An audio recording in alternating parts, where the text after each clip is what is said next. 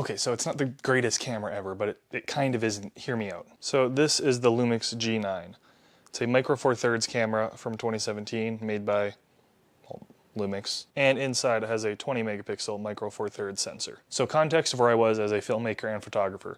I was shooting on a Canon 90D, which by the way, badass camera, and I was looking for an upgrade mostly in the video department. So I was looking at a lot of Fujis, other Canons, was even looking at some Sonys, etc, etc. Then I found out about this camera. For those of you that know the legendary GH5, this is basically a GH5 once it got the firmware update in I think 2020. With the firmware update as well as a paid additional upgrade, which is, it's lame that it's paid, but at least they offer it, I guess.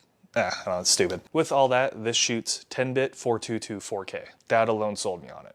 It was before everything now shoots in 10-bit and beyond.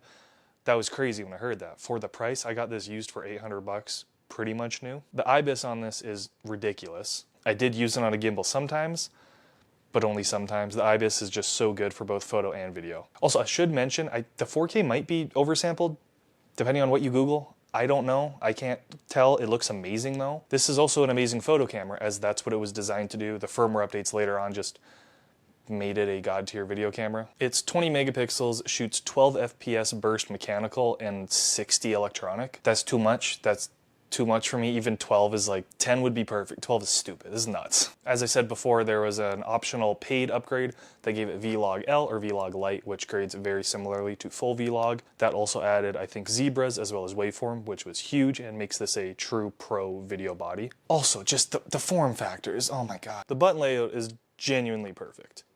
I have no complaints. Full-size HDMI, headphone, microphone jack, a bunch of customizable buttons, including this customizable switch, which is kind of interesting, and I actually kind of miss it on the GH7. Button placement as well as a top LCD, which I didn't really use, but it's cool to have. Locking mode dial, because obviously. Dual SD card slots as well as a flippy screen. Mine doesn't flip because I broke it. Now, I will say, a couple downsides. It's Micro Four Thirds. I still shoot Micro Four Thirds.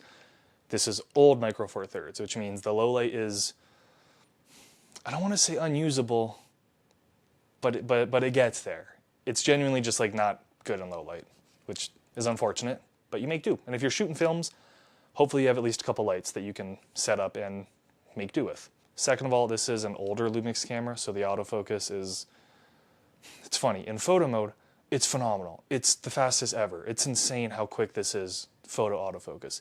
Video, on the other hand, is, for the most part, okay. It's not great, but for the most part, it's okay. That's for the most part. When it does fail and when it does hunt, it's horrible. It does a full rack focus back and forth.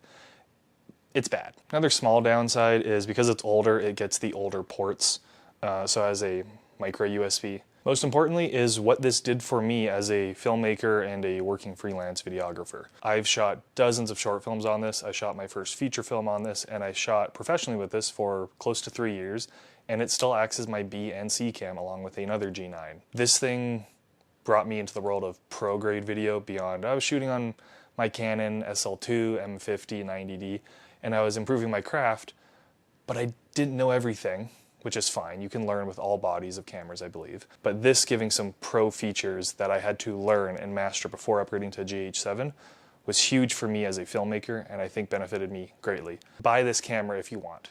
If like this makes sense to you for your budget and stuff, you pair this with the 12 to 35 Mark 1 or Mark 2, you're cooking. You pair this with the 25 1.7 or 1.4, you're cooking on a budget. You just can't zoom, which is fine. I love the Lumix G9. The G9 Mark II looks even better, but I have a GH7, so I don't need it. I will cherish this camera for years to come, as I said in the other video. I have it tattooed on me. I'm bad at the lighting. It's the best camera ever. I don't know what to tell you. It's just the best.